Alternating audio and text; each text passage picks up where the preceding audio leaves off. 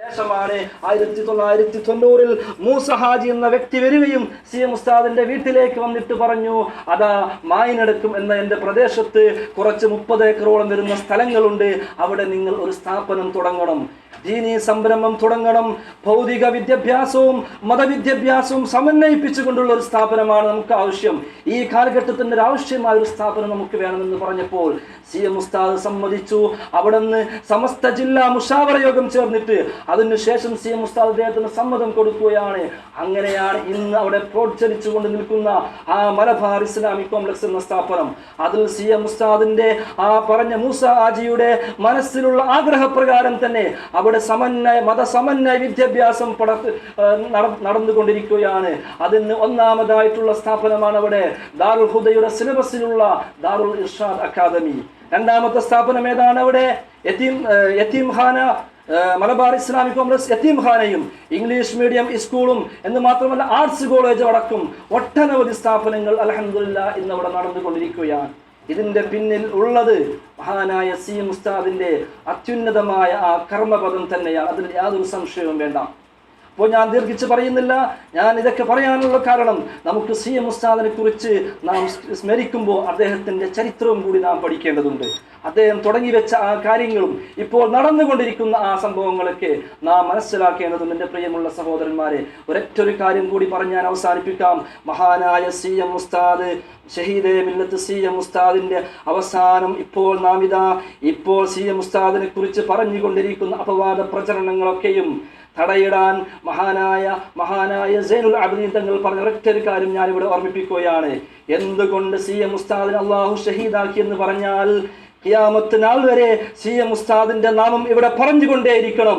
CM ഉസ്താദിന്റെ പേരിൽ ഇത്തരം അനുസ്മരണങ്ങളും CM ഉസ്താദിന്റെ പേരിൽ തഹ്ലീലുകളും CM ഉസ്താദിന്റെ പേരിൽ ഖുർആൻ പാരായണവും ഇലാ യൗമുൽ ഖിയാമ അന്ത്യനാൾ വരെ ഇവിടെ നടന്നുകൊണ്ടേയിരിക്കണം. അതിനു വേണ്ടിയായിരിക്കാം CM ഉസ്താദിന് അല്ലാഹു ഷഹീദിന്റെ പദവി നൽകിയത്.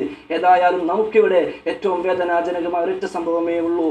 CM ഉസ്താദിന്റെ ആ ഷഹീദിന്റെ ആ പദവിയെ കുറിച്ച് ആത്മഹത്യ എന്ന വാക്ക് ചിത്രീകരിച്ചുകൊണ്ട് പൊതുസമൂഹത്തിന്റെ മുമ്പിൽ മുസ്ലിം സമുദായത്തെ നാണം കെടുത്താൻ ശ്രമിക്കുമ്പോൾ ഞാനിവിടെ പറയാൻ പോകുന്നത് ഒരൊറ്റൊരു കാര്യം മാത്രമാണ്. അവിടെ CBI നടത്തിയ രണ്ടാം അന്വേഷണത്തിൽ തിരിമറി നടന്നിട്ടുണ്ടെന്ന് ചെറിയ ഒരു ബുദ്ധിയുള്ള കുട്ടികൾക്ക് പോലും മനസ്സിലാക്കാൻ പറ്റും.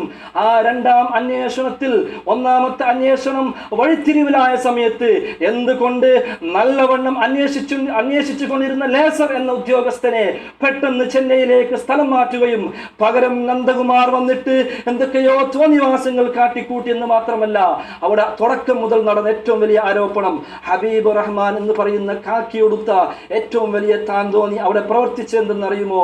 CM ഉസ്താദ് തന്റെ ഖസീദത്തുൽ ബുർദ എന്ന ബൈത്തിന് വേണ്ടി ആ മഹാനായ ബൂസൂരി ഇമാമിന്റെ ആ ഖസീദത്തുൽ ബുർദ എന്ന പുസ്തകത്തിന്റെ മലയാള വിവർത്തനത്തിന് വേണ്ടി CM ഉസ്താദ് ഒരു മലയാള വിവർത്തനം തയ്യാറാക്കിക്കൊണ്ടിരുന്നപ്പോൾ അതിലെ ചില വരികൾ ബൂസൂരി ഇമാം പറഞ്ഞ തന്റെ കാലിന് ശക്തിയായ വേദനയുണ്ട്, റസൂലുള്ളാഹി തങ്ങളെ കുറിച്ച് പറഞ്ഞ രാത്രി നമസ്കരിച്ചുകൊണ്ട് തന്റെ കാലിന്റെ നീര് കെട്ടിയ ആ സംഭവം മഹാനായ CM ഉസ്താദ് തന്റെ ഭാഷയിലേക്ക് മലയാളത്തിലേക്ക് വിവർത്തനം ചെയ്ത ആ കടലാസ് പതി എടുത്തുകൊണ്ട് ഹബീബ് റഹ്മാൻ പറഞ്ഞത്, എനിക്കിതാ കിട്ടേണ്ടത് കിട്ടിയിരിക്കുന്നു, ഇനിയൊന്നും എനിക്ക് പറയാനില്ല, CM ഉസ്താദിന്റെ ആത്മഹത്യ കുറിപ്പെന്ന് എനിക്ക് കിട്ടിയിരിക്കുന്നു എന്ന് പറഞ്ഞ ഏറ്റവും വലിയ ഉദ്യോഗസ്ഥൻ, കേരളത്തിലെ ഏറ്റവും വലിയ ഉദ്യോഗസ്ഥൻ പറഞ്ഞ ഈ പൊള്ളത്തരങ്ങൾക്ക് ആർക്കെങ്കിലും നമുക്ക് സമ്മതിച്ചു കൊടുക്കാൻ പറ്റുമോ?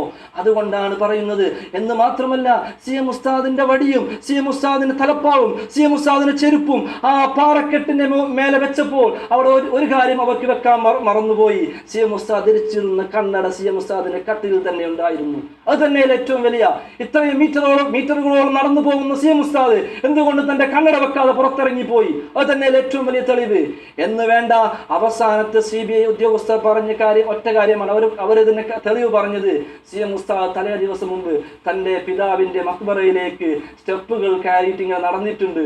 അതുകൊണ്ട് മക്ബറയിലേക്ക് സ്റ്റെപ്പുകൾ കയറാൻ പറ്റുന്ന CM ഉസ്താദ് എന്തുകൊണ്ട് ഏറ്റവും വലിയ പാറക്കെട്ടിലേക്ക് നടക്കാൻ പറ്റൂല എന്നാണ് ചോദ്യം. എന്തൊരു വിചിത്രമായ ചോദ്യമാണ്. വയോവർദ്ധികനായ CM ഉസ്താദ് തന്റെ വടികൾ പിടിച്ചുകൊണ്ട് മറ്റുള്ളവരുടെ സഹായപ്രകാരം തന്റെ പിതാവിന്റെ മക്ബറയ്ക്ക് ഒരു പക്ഷേ പോയിരിക്കാം.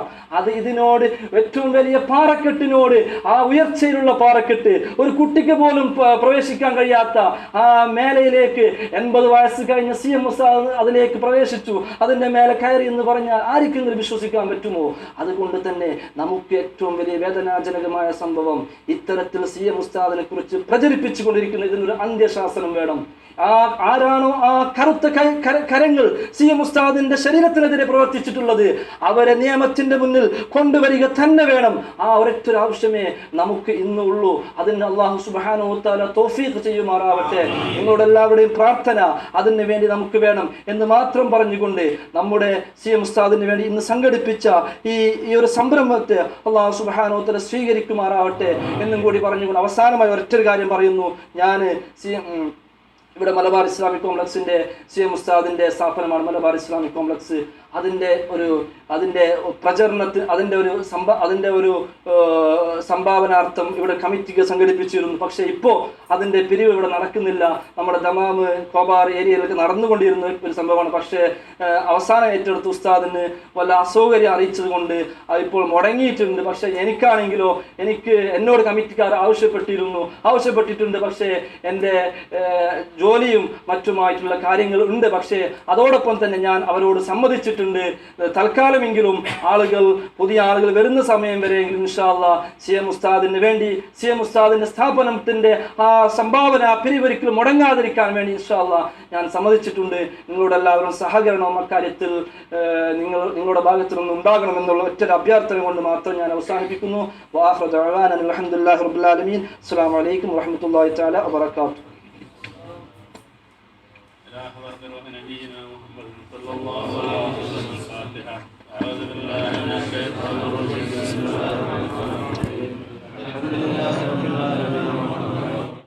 ശേഷമാണ് 1990 മൂസ ഹാജി എന്ന വ്യക്തി വരികയും CM ഉസ്താദിന്റെ